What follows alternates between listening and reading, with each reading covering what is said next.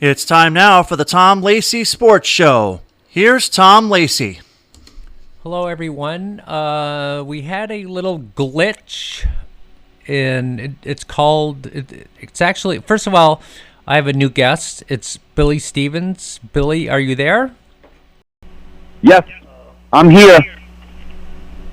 Not so far. I'll keep talking so you can find my voice. Okay, yeah, we got it. Okay. First of all, my guest played at Plattsburgh State. He's a good friend. He's one of the best dunkers I've ever seen. We're going to get into that. But first of all, let me explain what's going on here.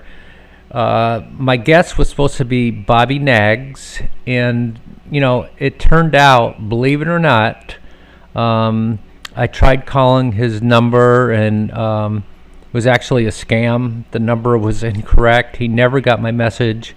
We're going to try for him next week. As everyone knows, there's so many scammers out there. It really is out of hand. And I touched base with a good friend of mine, Sonny Hebert, who gave me his number, Bobby's number, and Sonny actually never got my message at all.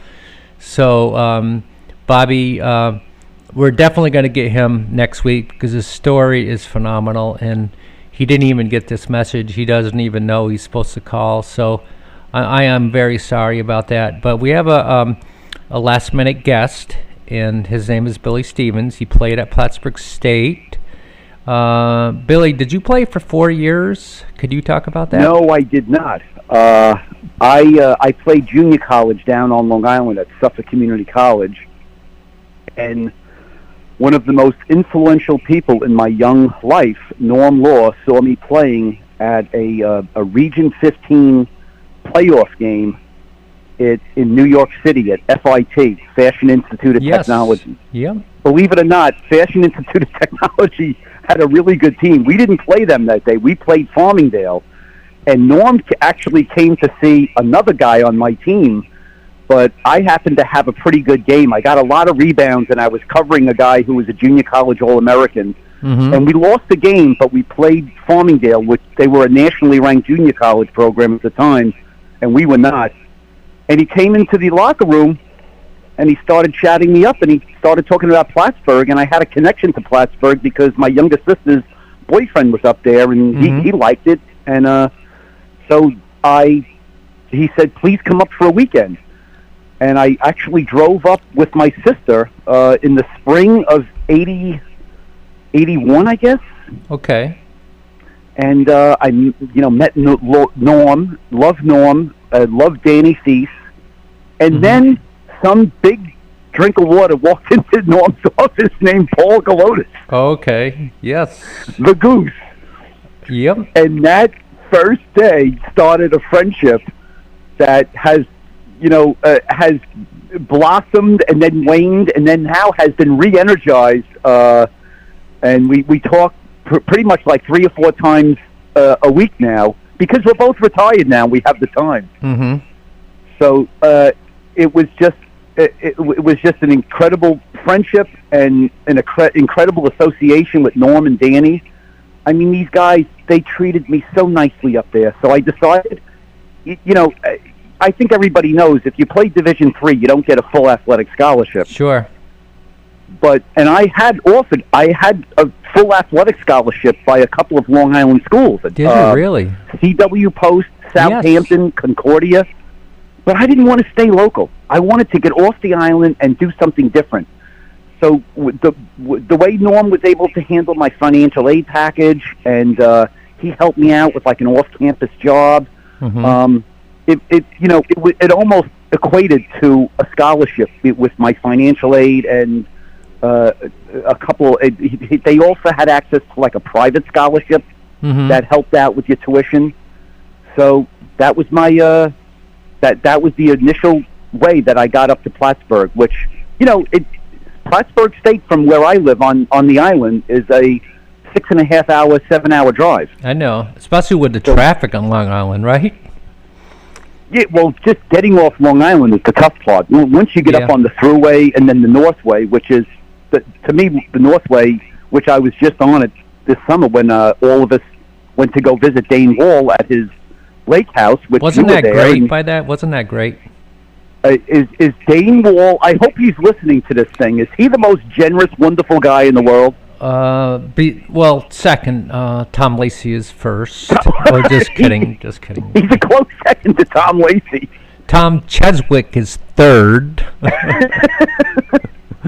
Because it's last minute, Bobby, I'm probably not getting a lot of listeners. Dane doesn't even know that I'm calling you. Most people don't because... We should send out the text. If you could do that while you're talking, that'd be great. Because I have a whole bunch of questions I'm going to be asking you and stuff. And I'm so glad that you pinched hit for... The guy that I was supposed to have, he has the best story ever. He played for Maceo at Beekmantown. His name is Bobby Nags, and I'm going to get him definitely next week. Someone gave me a number which actually was a scam. I'm not kidding you. It was a scam, and the number was not the correct number. So Bobby got kicked off the team his senior year. He was leading the league in scoring for Maceo. Maceo had to kick him off, and he actually did 5 tours. He became an officer. 5 tours, 2 in Afghanistan, 3 in Iraq, and he's an amazing individual. And it just didn't work out. And I'm glad that you're pinch hitting. And send that text out to everyone so they can hopefully make some comments. And I'm going to talk, ask you a whole bunch of questions. Tom, you're not going to believe this. Yeah. Jeff Holmes while I was texting in, I'm on Wiry. Jeff Holmes just said, Billy Stevens on Wiry. Wow, nice. Jeff Holmes is all over. Thank you, Jeff. Yeah. Yep. A fantastic passer, I might add, that I played with in the 80s at Plattsburgh. No, that was Steve. What an unselfish, wonderful player he was. You're thinking of Steve. That was Jeff. Steve. Oh, my God, you're right. Okay, so let's talk about Jeff. Okay. Jeff Holmes was the most stable, well-grounded guy out of all of the buzzards. That whole circle of friends that we had that had one thing in common, one common thread, basketball. Yep. Jeff Holmes was always the voice of reason. I'm sorry for getting you... You are correct, too. He's a little conservative. He's afraid to rock the boat a little bit. And, Jeff, I know you're listening. Hopefully you're chuckling about that. He probably is. Or maybe he isn't. But, yeah. Let's be honest, Tom. When I was up there and all of the buzzards, as we were called, we were a little wild and a little reckless sometimes. So, but Jeff was sort of the exact opposite. He was like, had the maturity of a 30-year-old. Yes. When we were having the maturity of a 16-year-old in some cases, with the partying, and sometimes we made some bad decisions. Yeah. And you know what? I'm not ashamed to admit that. I have no regrets about anything, especially my association with Plattsburgh. Mm-hmm. But I can't. We all made mistakes up there. Yeah, good people make mistakes. Remember that. Well, that was your whole theme with the guest that you were supposed to have on today. That he was a fantastic basketball player, athlete, and he made a mistake. Yeah. And he didn't get a second choice. He didn't get a second chance. Yeah, he was leading the league in scoring. They were undefeated. Probably one of the top 10 players ever from our area. He ended up going to Clinton. He scored 51 points one game, and to do 5 tours, and represent our country in Iraq and Afghanistan, and he was in combat, and Bobby has PTSD too, and he's got a great family. So we're going to get him next week. I want you to listen to it too. He's not the most well-known person. A lot of people forgot about him, and he's going to be a great guest. But right now, thank God that you're pinch hitting, because you're a great guest too. And Okay, do you really want to know why I picked up the phone when you called today? This is my sacred time with my German Shepherd, Newsday, Okay. and coffee.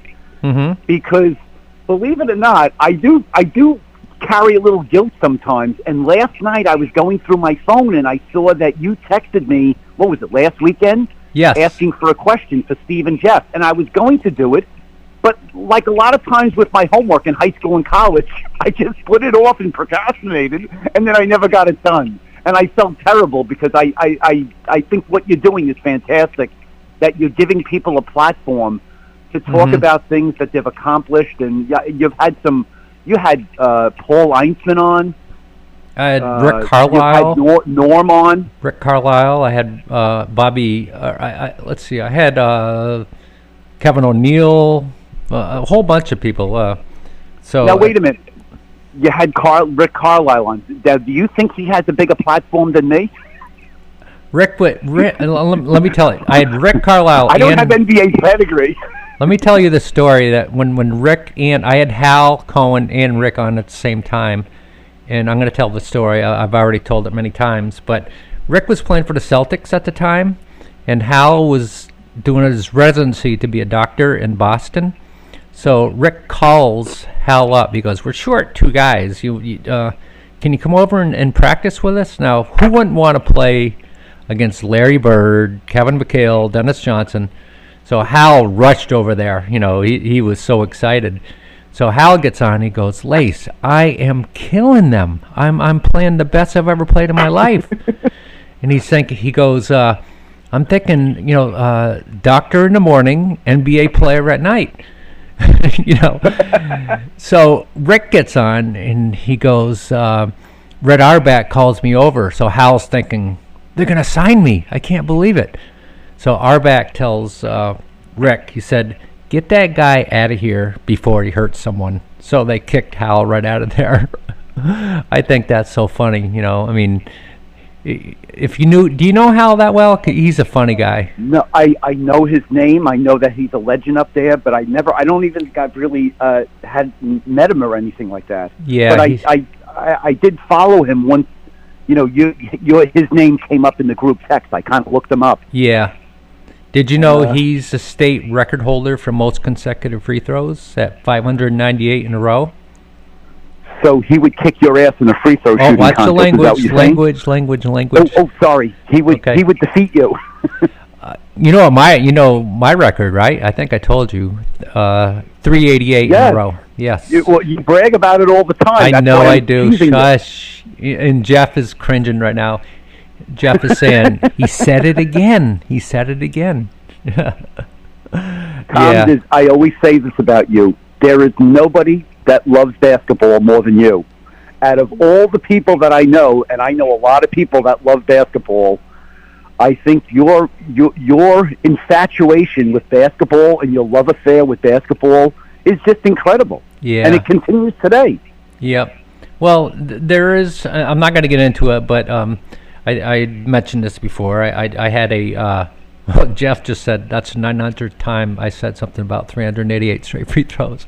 But I had something traumatic happen to me when I was 6, and basketball indirectly saved my life. It was actually Bob Garrow.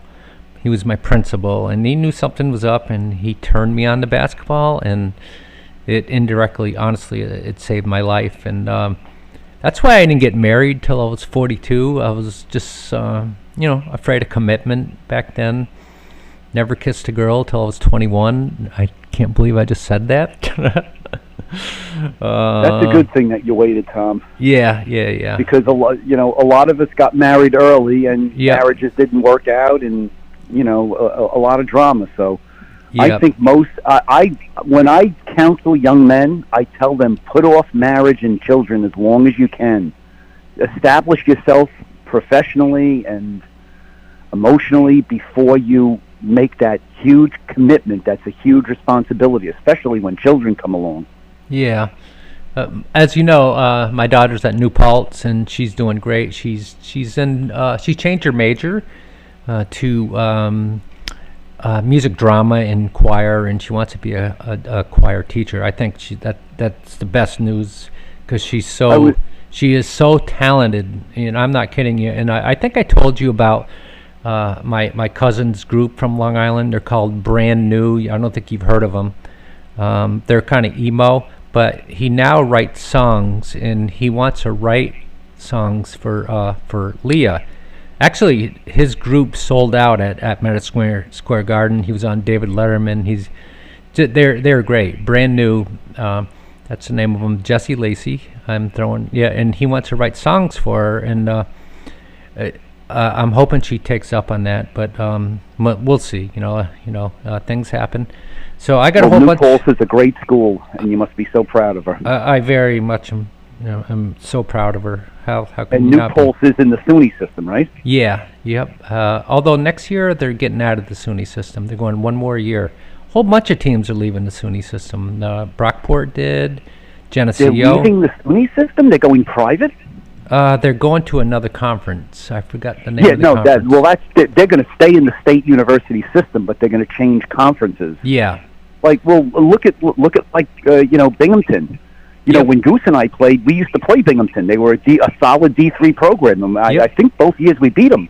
But then because their enrollment, just like Stony Brook and Albany, they have a Division I program. Yeah, I know it, and it's amazing. Yeah. Do you know that I was heckled at Binghamton after we beat them one year when we were up on that campus? They had a whole section, maybe some frat guys, and they were calling me. Remember Lenny and Squiggy? Oh yeah. Yep. They were saying that, hey Lenny, where's Squiggy? Gosh. And then Goose walked over and shut them up. Yep. Here's what Jeff just said.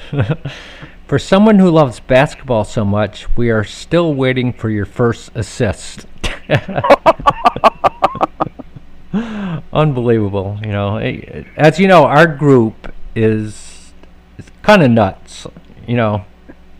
So we are. Yeah. It's so much fun, and I'm going to say this, and I know you guys are all going to bust chops but I love all you guys, and it's so much fun, on our chat group. We have 18 guys on it. Only 3 of them didn't play varsity college basketball. Maceo got cut. He was a scrawny kid from Brooklyn. He was a good player. I remember playing with him in open gym. Well, he got better after. He was scrawny. He gave it his best shot. But right now, later he got so good, and I got cut too. And also another guy, Evan Bracey, got cut at Potsdam. So we're the only ones that didn't make the varsity. Although I did suit up. Norm had me suit up at Albany State, which I felt good. I knew I wasn't going to get in, but it felt good wearing that uniform. So, yeah, well, you played JV one year. I think the year before I got there. Yep, I loved playing JV. That was a horrible thing to take away that JV program. I know, yes, but it gave so many kids an opportunity to play, college level basketball. Yeah. You know what else is a good thing? And I'm going to brag about my kid a little bit. My son is up at Binghamton right now. Okay. And he played varsity soccer and basketball. An okay athlete. Yep. He can dunk like his dad. Not as good as his dad, but he can dunk. But he just recently played on the club basketball team at Binghamton and had a blast. They traveled to Penn State, to Cornell. Wow. And they go away for a weekend and they play the whole teams like Cornell, Cortland. Cortland actually, I think, won the whole thing. They literally have like a conference. Yes. Yep. And what a great experience! Where if he cannot make a commitment to play college sports because he's doing some tough academic stuff up in Binghamton. Hopefully he'll get through that. Yep. But club basketball is just, once again, if you really like to play basketball, there are other options out there. Mm-hmm. Everyone finds their niche eventually. Everyone does. Yep. And I can give you, for instance, my daughter, I talk about her, and she tried playing basketball, and I remember she came up to me, she said, "Dad, I don't like basketball anymore," and she thought I was going to be upset with her. I said, don't even worry about it. And she found her niche, which is singing, and if she gets the right break, I think people will be hearing about Leah Lacey, and so she needs a break, and that's how things go in life. I'm gonna start asking you some questions here, okay? Okay, fire away, Lacey. All right. Talk about your family and your kids, your present wife. Well, you are married, right? yes, I am. Okay. I'm married to a wonderful woman who is Moroccan, and I have a son with her. Nice. And just a great woman, very accomplished, owns a business overseas. And we have a son, Adam, who is a junior at Binghamton, majoring in computer engineering. Wow. And I also, you probably know this, I had a daughter very early in life, when I was up in Plattsburgh. I remember. And she actually came up and lived with us my senior year up there. And she's just turned 43. Oh, my gosh. And she's a computer designer, a graphic artist would probably be the right term to describe her career. And even though she was been a city girl for most of her young adult life, about 10 years ago, she decided to move out of the city and come out to Long Island, and she lives in Northport, right up the road from me. So that's nice. That is nice. Gosh. I have 2 grandchildren. Oh my gosh. One of them is going to Chaminade, which is a Catholic high school in Mineola. Yep. Oh yeah. I've heard of it. Yeah. And the one I have a 9-year-old grandson who is a fantastic soccer player.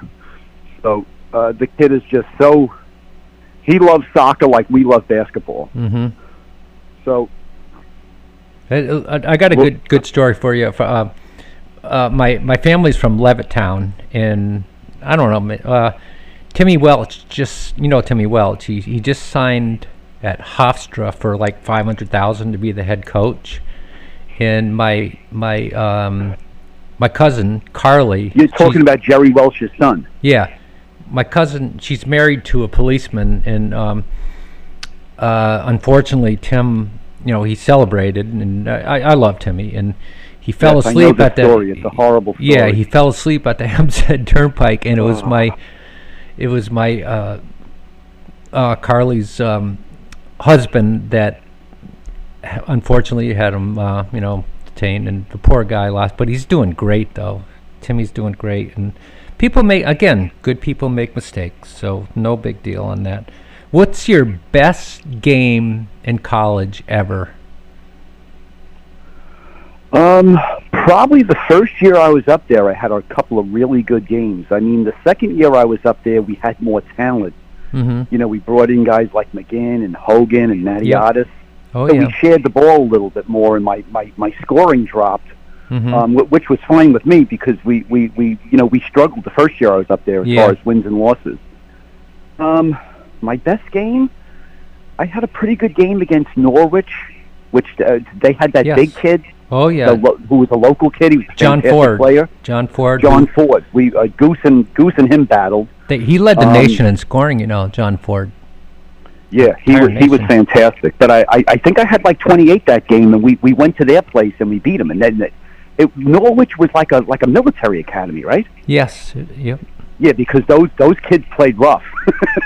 Those guys did not back down. So I know. When I was glad that I had a good game against them because they kind of played me real tight and physical. And when I used to love when guys would play me tight and physical because I would try to get by them. That was my game, not shooting, driving.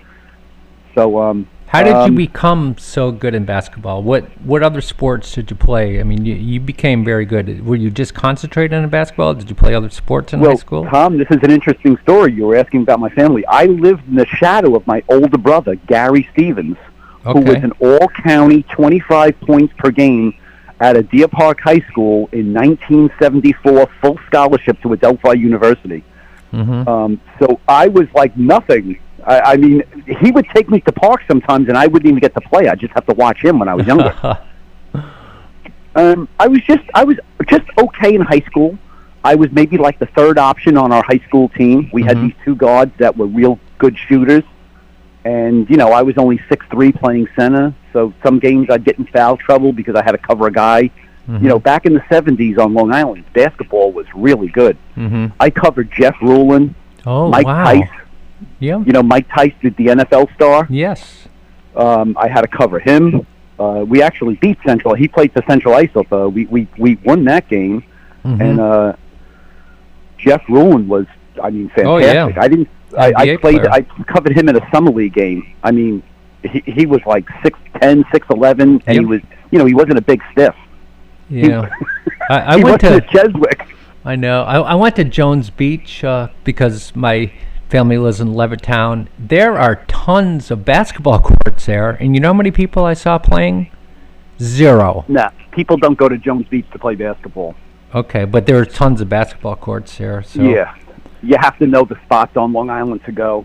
And I used to visit all of them when I was younger, but yep. Talk about... I don't play basketball anymore. Now pickleball is my game, Lace. Okay. Talk about your your first experience ever playing in the prison. We played... Lace. Yeah. There was a lot of pressure on me that one day. We had gone, and well, those first guys of all, knew you were an inmate. We went in to play the prisoners. Okay. You would organize a group of Plattsburgh State guys to go in and play against a certain cell block on a given day. The first time I heard about it, I was like, this is insane. And then we, I guess about maybe the third or fourth time we had gone, I guess we were playing in the annex, which to me the annex was even wackier than the maximum security. Oh, yeah. And they used to really like to ride you, Yes. because they knew you. And I never had a bad experience there with any of the inmates. But the one time at the annex, guys kept coming up to me during warm-ups and saying, I saw you in warm-ups. I'm betting cigarettes on you that you're going to get a dunk in the game. And I'm like, okay. Yep. And the first half, I didn't. I had a little bit of a chance to get a dunk, and I missed it. I doinged it off the back rim.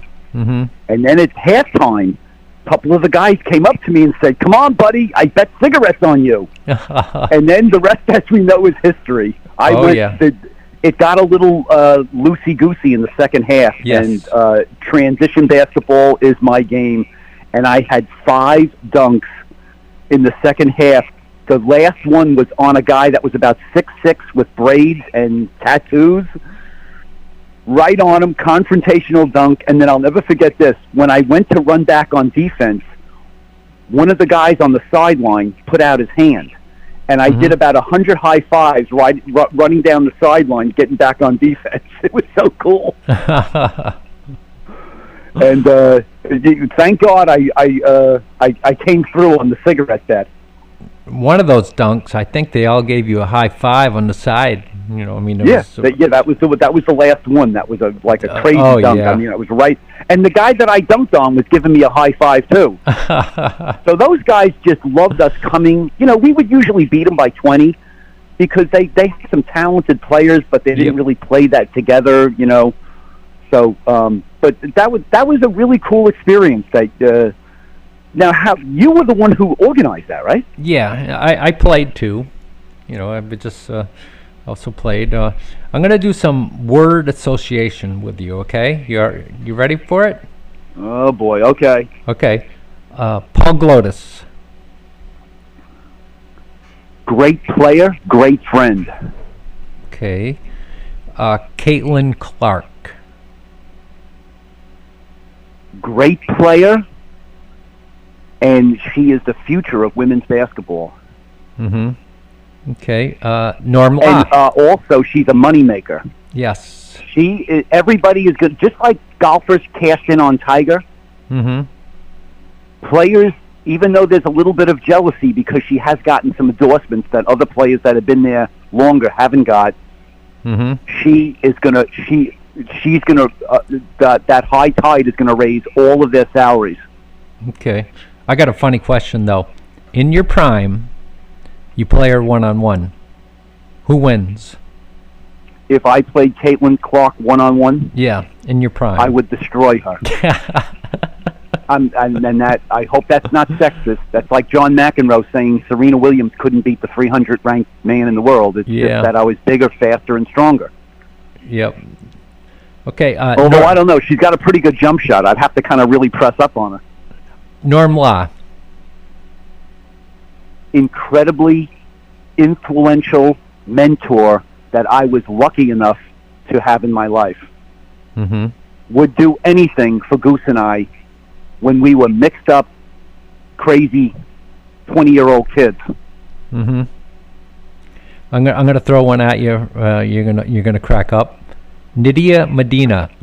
Oh, a great friend that just lost touch with. Okay. If Nydia, if you're listening, call Wiry.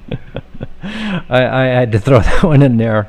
Maceo Dubose. You know what? A great guy, a great player. Didn't know them that well in college, but I sat with him at Dane Wall's dinner in Plattsburgh a month or two ago, and we had a wonderful talk. He seems like he has a wonderful life, and he's been with his wonderful wife for the whole entire time through college. Yep. Great, long-lasting marriage, and his kids are doing great. So yeah, it was so nice that I was so happy that I sat with him and really caught up on all the things back in the day and what we've been through because I probably hadn't had a conversation with him for 40 years. Yeah, I went to his wedding a long time ago. I was broke. I didn't even give him a card, but it was fun. Remember Reggie Williams? He was there. And I'm going to take a chance here. That was my first sip of Wild Irish Rose. Where did he get married? Well, the reception was at the American Legion. It was fun. I danced with Kay, and I think that's when Kay knew I was that's crazy. That's his wife's name, Kay. Yeah, I remember her from Plattsburgh, and she was a wonderful person too. So yeah, good for them. Yep. Okay. Anytime people are married for 40 years or together for 40 years, that is such a wonderful accomplishment, and good for them. Okay. And he's a good golfer too. I played golf with him up at Bluff Point when. I have to come back to Dane. Okay, I was going to... Dane Wall. Yep. Dane Wall has been in and out of my life for the last 40 years. We actually had a lot of fun up in Plattsburgh, and then I actually had a wonderful week at Fire Island with him where he came down and we rented a beach house on Fire Island. Man. Like in the late 80s. Thanks for the invite, by the way. He called me and said, I heard Fire Island's a hot place to go. So I lucked out, and my cousin had a beach house out there that he would rent from Monday to Friday, and then the shareholders would come out on the weekend. So I got a beach house from Monday to Friday for a really good deal, and we had a great week. But, I mean, what he did this past summer, bringing us all up to his lake house, treating us to a 12-person dinner, buying us a round of golf, feeding us for, I was there for 5 days. The last day I was there, everybody had cleared out, and I was so happy that I could just give back a little bit, and I helped them clean and, take out the garbage and do all the things that you have to do after, 5 guys leave your house after staying there for a week. That was so much fun. It really was. That's, sometimes people can go above and beyond when it comes to putting people together. And this would not have happened, that wonderful week up in the North Country, without Dane. Yep. So thank you, Dane. You know what? He doesn't seek accolades. He does it from his heart. He really does. He's not doing it to say, "Oh, I did this." You got to respect that. He's such a great guy, and him and I have had some fun together. I'm going to throw another one at you. Tom Cheswick. I never played with him. I just know the I thought you might have dunked on him. The legend and the myth. He quit the team the year before I got there. I guess I got up there in '81, and he was on the '79-'80 team, I guess. Yeah. So when it came down to cuts, it It was either Tom Cheswick or Tom Lacey, and Norm went with the 6'11" guy. So he put me on the JVs, which is okay though. But that's what it came down to. And Tom Curl. Oh boy, okay. Buckle up for this one. Okay. Well, first of all, the first or second day I got up to Plattsburgh, I drove up in my old Firebird, I was in the dorm at Macomb, I guess it is? Yeah. Macomb Hall. There's ghosts there. Didn't even there, know my roommate. The next day, I was like lost. I had a lot of things going on the island, but I stuck with my decision to go up to Plattsburgh. I got up there a day late. Norm was a little worried about me, and Tom Curl came and said, "Come on, Billy, let's go out for a beer." Okay. And took me around town, showed me a little bit more of the college, and it was just such a nice gesture on his part that he knew I had just gotten up there. The word was out that I did finally get up there a day late. That started off, once again, a wonderful friendship. Yeah. Now, I'm probably closer with Goose, but Goose and I had our communication after we got out of college went up and down because he was in Florida, I was up here teaching, but Tom Curl almost every holiday would call me up when he was recruiting on the island. Wow. And we would sometimes I'd meet him at a high school game. Sometimes he'd come and stay over my house. He has the record. He has the record for most wins at Plattsburgh State, and he also 8 times went to the NCAA tournament. He was also for 10 years, he was the only Asian college basketball coach in the country. That includes Division I, and that I think that's him and I. We both grew up very poor, and that's why we connected, and he ended up being... Well, didn't he live with you? Yeah, he did. Yeah. Yep, he did. And you and your dad? Yeah, yep. That was some fun times, too. Did you ever get the rent money from him?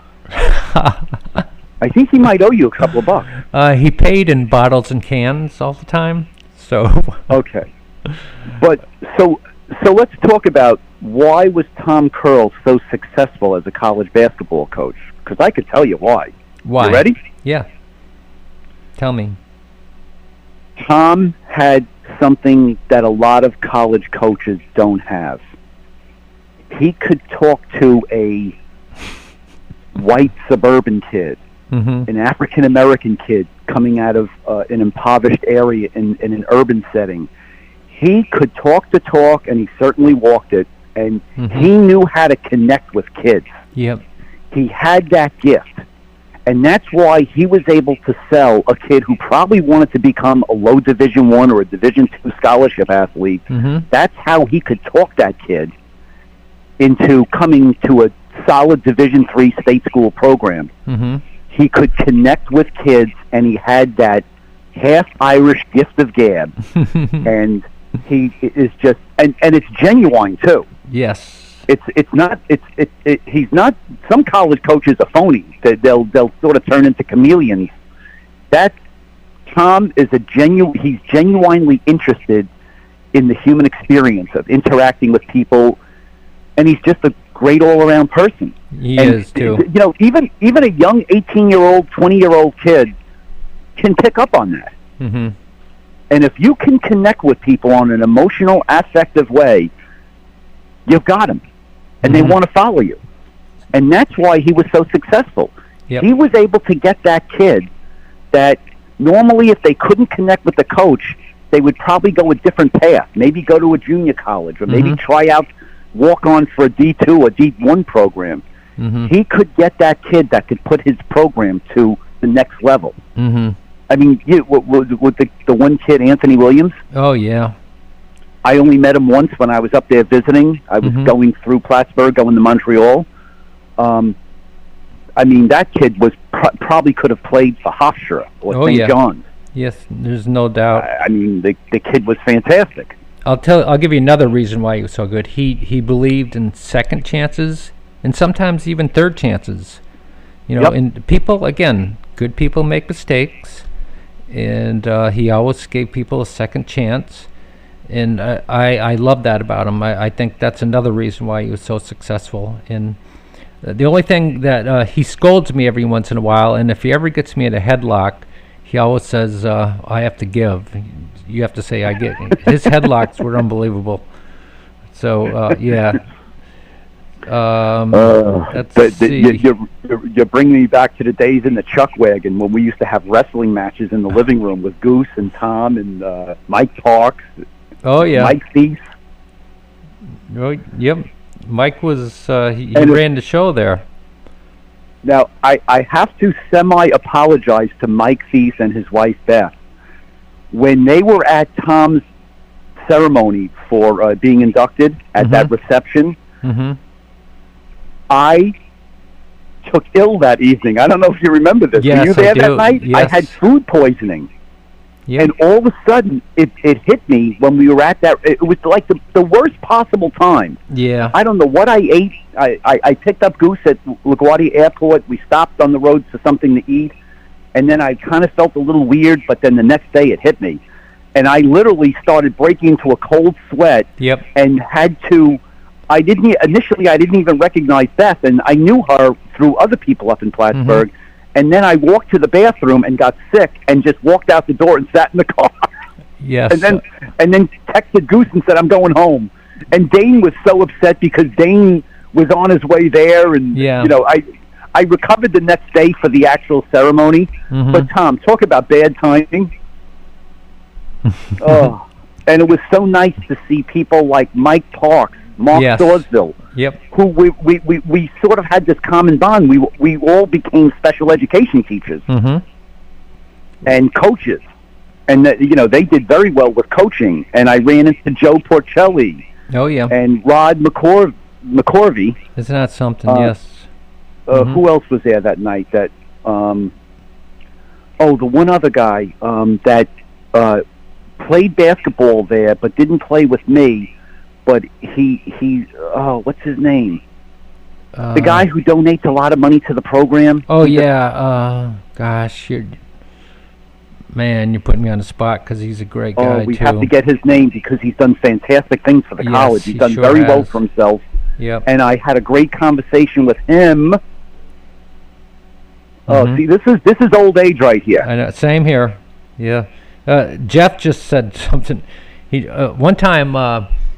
Did Jeff probably knows who we're talking about? It's Pete Gurney. Pete Gurney. Yes. What a wonderful conversation I had with him, because you want to hear a funny story? Yeah. Pete Gurney was very good friends with my first-year roommate, Rob King, a retired fireman from Long Island. Okay. And every time I would come into either my dorm room or later off campus at 52 Broad, Pete Gurney would be he'd be either sitting on my bed in the dorm or on my couch because he was friends with all those guys, and I was never home. So I said that to him, and he said, "Well, I could sit on your bed in the dorm because you were never around." Jeff Holmes, he just said something kind of funny.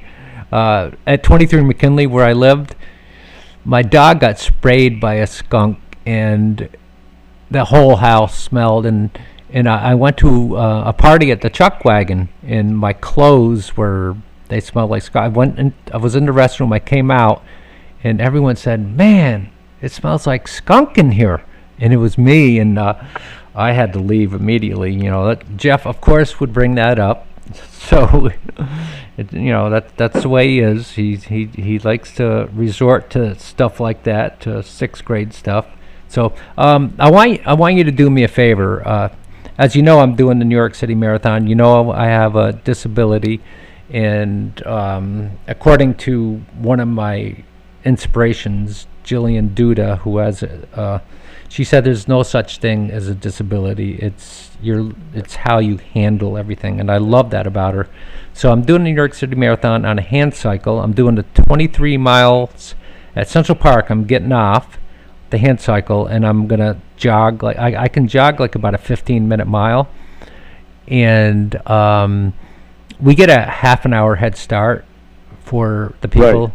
So I'm hoping that I come in when the winners are coming in, but that won't happen. But One thing I used to do, and you might have seen this trick I usually do. It's not a trick. It's just I like to make people laugh. I used to, on purpose, put toilet paper from my shorts on purpose. I used to embarrass my daughter from it. And so the last 3 miles, I'm doing it at New York City. I'm going to have toilet paper streaming. And that's classic. I'm going to do it. And I have a team with me, Joe Perselli and his wife, and I have some Plattsburgh State, a friend that's going to be a team. But if you can make it and watch it, that would be great. What's the date? November 3rd. So Okay. it's a Sunday. I could possibly get into the city. Yeah, it's going to be packed there. But we start in the Verrazano Bridge. Right. Oh, I know the course. Yeah. Yep. What a great thing. Yeah. A world-class event. Yep.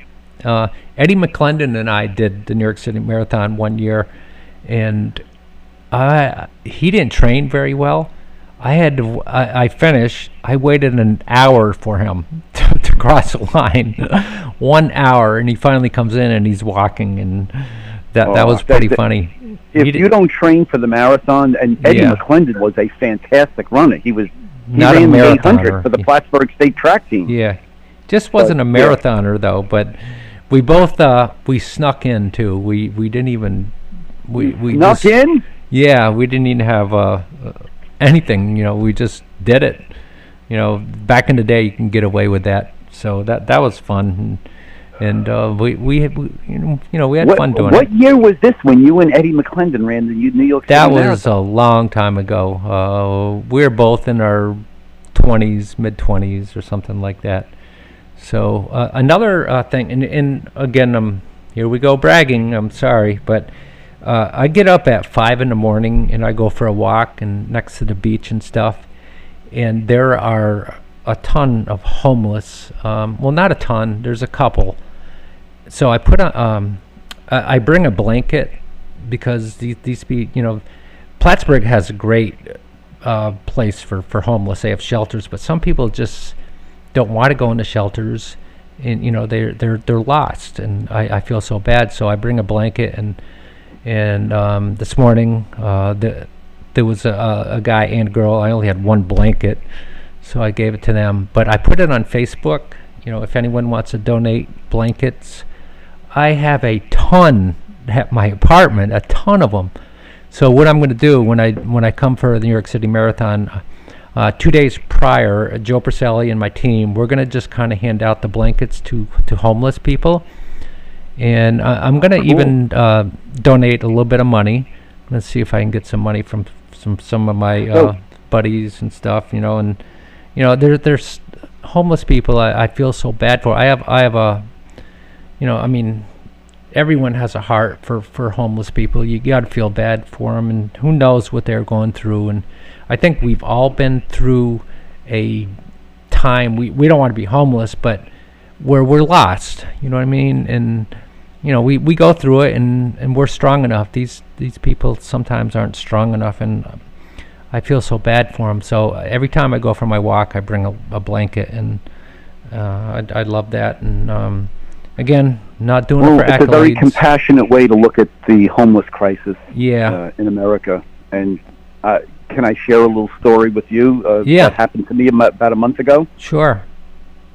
So, I mentioned my son is up in Binghamton, and he's entering his junior year, and he's doing well. He's got a nice group of friends. Mm-hmm. And his guys in the dorm decided to get an off-campus house in downtown Binghamton. Mm-hmm. Now, I don't know if you know anything about downtown Binghamton by the river, but it's a fairly poor area. And I turn his corner to Murray Street, and Binghamton is a wonderful place, but just like every small upstate city in New York, they have a homeless population. Yeah. And my first introduction to his off-campus house was turning the corner and seeing 3 homeless guys, laying on the sidewalk. Mm-hmm.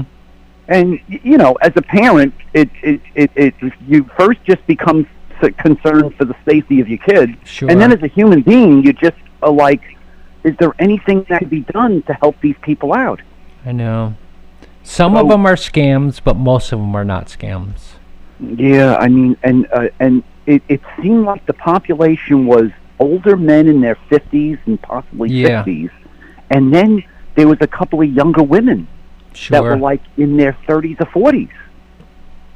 And I know, and it breaks my heart, really does. I just I have like Plattsburgh. They do have some. Binghamton University has an outreach center right in the downtown area. Well, where all the kids from Binghamton do their internship with social work and stuff like that, and they do have a safety net up there for them if they choose to, be receptive to the help. Mm-hmm. But a lot of times, the biggest problem with the homeless population is they're very wary about getting help from, government agencies. Yeah. There's a detective here, Detective Trombley. He works for the police department. He is so awesome. I think Plattsburgh is one of the best for handling homeless, and it's because of him. I forgot what his first name is, but I saw him at the beach, and he actually said, "How you doing, Mr. Lacey?" And I didn't even know him, but he is such a great guy, and he's helping with the homeless. He's the reason why Plattsburgh is doing so much better. And if he's listening, thank you so much, Detective Trombley. And Plattsburgh does an outstanding job with the homeless, and I'm very proud of our police department and especially him. So I want you there at the marathon. You give me I'm giving you a direct order. You better be there. What is the logistics, Tom? Like, you get into town like a day or two before the marathon? You 2 days. You go to a hotel? I'm thinking about staying in Levittown at my cousin's, whose name is also Tom Lacey. How far do you live from Levittown? About 20 minutes. Okay, maybe we can meet there, and then we'll go from there. And I want you, do me a favor, I want you to listen to this song by my cousin, Jesse Lacey, brand new. It's not a religious song, but, I'm not a born-again Christian, but I'm closer to God than I ever have been. And the song is actually called Jesus Christ, and it's not a religious song. It's about people sometimes being lost, and people are lost sometimes with that. And he was on David Letterman, and he sang that song, and it was amazing. And like I said, they sold out Madison Square Garden. They were big at one time, and it's called Jesus Christ. Go to YouTube, look at the lyrics, and I want other people. His name is Jeff Lacey? Jesse Lacey. Jesse Lacey. Jesse Lacey. Yeah. Okay. Yep, and lead singer for Brand New. He writes songs now. I'm staying in Levittown, and let's stay in touch. And thank you for pinch hitting. You are an amazing individual, and you have a big heart as well. So you're going to be a friend for life. I'm glad to do the favor for you, Tom. You just took me away from my news day this morning. Okay. I already got my German Shepherd out for a walk, so he's good. He's laying on the floor. Okay. So all is good in my life, I guess. Yeah. I'm happier now. And I'm retired, which I talk about, like, just being so fortunate that I went through the whole system. I taught for 38 years and did a lot of coaching. And sure. 2 years ago, I rode off into the sunset. Yep. And it's just nice that a lot of people that work in the private sector don't have that New York State teacher's pension. Yep. And so that's a nice, secure feeling. And I'm so glad we all connected. So I gotta end the show, and I appreciate you so much, Billy Stevens, best dunker. Well, let's hope that Dane Wall invites us up next summer. Oh yeah. Okay, you take care of yourself. Thank you so much, Tom. It was great talking to you. I'm glad I could help out. Okay. Have a great day, buddy. You too. Bye. Bye.